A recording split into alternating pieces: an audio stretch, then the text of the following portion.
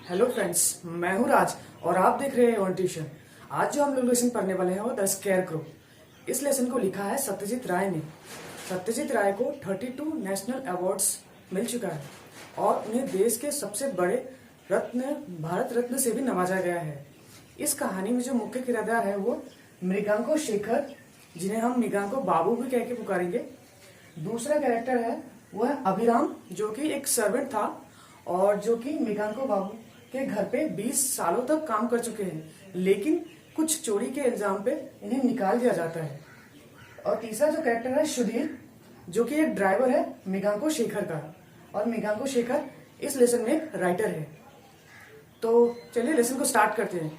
तो लेसन के शुरुआत में जो है ना, मृगांको बाबू जो है वो उनको दुर्गापुर जाना रहता है, क्योंकि उन्हें एक क्लब से इनविटेशन मिलता है उन्हें फेलिसिटेट करने के लिए। तो वो जब वापस लौट रहे होते हैं दुर्गापुर से कोलकाता के तरफ, तो रास्ते में ही तेल खत्म हो जाता है, मतलब पेट्रोल खत्म हो जाता है। तो इस बात से जो है ना मृगांको शेखर को बहुत गुस्सा आता है। गुस्सा इसलिए आता है कि मृगांको बाबू ने पहले ही ड्राइवर को बताया था कि तेल जो है ना कम है। तो अब जो है उन लोग रास्ते में फंस चुके थे। तो रास्ते में फंसे होने के कारण मृगांको शेखर कहते हैं कि जाओ कहीं से तेल लेकर आओ। और जो नियरेस्ट पेट्रोल पंप जो था वो 3 माइल दूर था, जो कि पानागर में था। तो ड्राइवर क्या करते हैं, वो चले जाते हैं तेल लाने के लिए। और तब तक जो है ना मृगांको शेखर वेट करते हैं। मृगांको शेखर को ये बहुत ज्यादा इरिटेटिंग लगता है, क्योंकि पानागर से वापस आने में कम से कम 2.5 घंटा लगेगा, और 2.5 घंटा जो है ना अकेले बिताना बहुत मुश्किल होता है अकेले रास्ते में। तो मृगांको शेखर क्या करते हैं, गाड़ी से उतरते हैं। उतर के पहले तो एक तरफ देखते हैं तो पूरा बंजर जमीन, कुछ नहीं है। नॉर्थ की तरफ देखते हैं और उन्हें कुछ दिखाई नहीं देता है। फिर वो वेस्ट की तरफ देखते हैं कि कोई भी, मतलब एकदम बंजर सा जमीन है, सिर्फ 2 छोटे से घर है और कुछ पेड़ है। ठीक है, तो उन लोग वो क्या करते हैं, सिगरेट निकालते हैं अपने पॉकेट से और उसे लाइट करते हैं और स्मोक करना स्टार्ट करते हैं। थोड़ी देर बाद बहुत गर्मी ज्यादा होने के कारण वो वापस दोबारा गाड़ी पे चले जाते हैं और गाड़ी पे बैठे रहते हैं थोड़ी देर के लिए। तब तक देखते हैं कि वेदर जो है ना फिर से कूल एंड वार्म हो गया है। तो वो फिर से बाहर आते हैं, फिर से अपना एक सिगरेट निकालते हैं, फिर से स्मोक करना स्टार्ट करते हैं। थोड़ी देर में जो है ना वो फिर बोर होने लगते हैं। तो क्या करते हैं, वो फिर से वापस गाड़ी पे जाते हैं और एक फ्लक्स से चाय निकाल के पीना स्टार्ट करते हैं। तभी जो है ना उन्हें एक स्केयरक्रो दिखाई देता है। फील्ड के बीच में जो है एक स्केयरक्रो होता है, जो कि लेसन का नाम है। स्केयरक्रो का मतलब ये होता है, जो किसान होते हैं वो एक पुतला सा बनाते हैं ताकि जो है ना जानवर पक्षियों को दूर रख सके हम लोग खेतों से।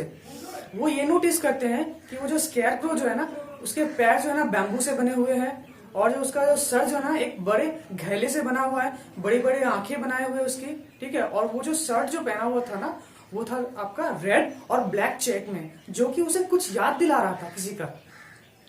तभी जो है ना थोड़ी देर में जो है ना वो फील करने लगते हैं कि जो वो स्केयरक्रो जो है ना वो मूव कर रहा है, वो लिविंग है। उसके पैर जो बैम्बूस के पैर थे वो ओरिजिनल पैर बन रहे थे। उसके जो वो घैला था, उसका जो सिर, वो सिर में बदल रहा था।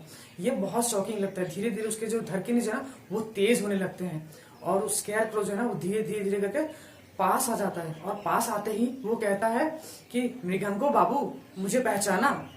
तो जो वो सरप्राइज हो जाते हैं। तब उसे पता चलता है कि ये वही सर्वेंट है अभिराम, जिसे 3 साल पहले चोरी के इल्जाम में, एक गोल्डन वॉच चोरी के इल्जाम में जो है उसे निकाल दिया जाता है घर से।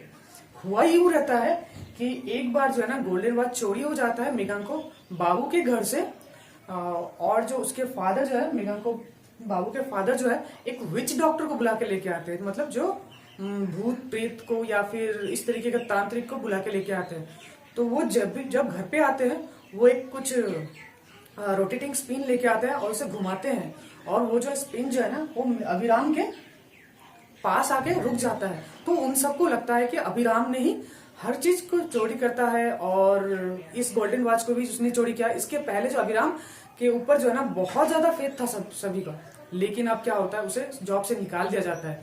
तो यही कहानी जो है ना अभिराम जो है ना मृगांको शेखर को सुनाते हैं, और वो कहता है कि वो बहुत इनोसेंट था और उस वक्त भी वो कितनी लाख मिन्नतें करता रहा, लेकिन उसके बाद कोई नहीं सुनता है और उसे जॉब से निकाल देता है। वो ये भी बताता है कि जॉब से निकाले जाने के बाद वो किस तरीके से डिप्रेस हो गया, वो एक बीमारी का शिकार हो गया। और बीमारी के शिकार होने के बाद उसके पास ना ही पैसे थे और ना ही वो डॉक्टर के पास जा पा रहा था, और उसका जो है ना एक दिन मौत हो जाता है। और मौत होने के बाद भी जो है ना वो शांति से नहीं रह पाता है। कारण ये था क्योंकि उसके ऊपर इल्जाम लगा हुआ था, और इसीलिए जो है ना वो एक स्कैरक्रो बन के वो फील्ड में रुका हुआ था, ताकि कभी ना कभी तो मृगांको बाबू जो यहाँ पे आएंगे और उसे मैं असलियत उसे बताऊंगा। तो आज वो मौका था। ये सुन के जो है ना मृगांको शेखर को थोड़ा सरप्राइजिंग, थोड़ा सा शॉक होता है, और ये सारा कहानी सुनने के बाद ना धीरे से वो आवाज जो है ना गुम हो जाता है, और मृगांको बाबू देखते हैं कि अभिराम जो है ना वहां पे है नहीं। फिर जो है ना थोड़ी देर में जो है वो ड्राइवर वापस आ जाता है, और मृगांको शेखर जो सो गए होते हैं उसे उठाता है, और वो उठता है और वो जाता है घर, वापस घर जाता है। वापस घर जाके वो अभिराम का बात को याद करता है। अभिराम ने ये भी बताया था कि वो जो गोल्डन वॉच है, वो जो वॉच है ना वो वार्डरोब में रखा हुआ है, और वो उसे ढूंढते हैं वहां पे और उसे मिल जाता है। और अब जो है ना उसे बहुत ज्यादा दुख होता है क्योंकि उसने गलत इल्जाम लगाया था उस पर। तो यहीं पे ये कहानी समाप्त होता है। आशा करता हूँ आपको ये वीडियो पसंद आया होगा। अगर पसंद आया होगा तो लाइक, कमेंट, सब्सक्राइब जरूर करें। Thank you.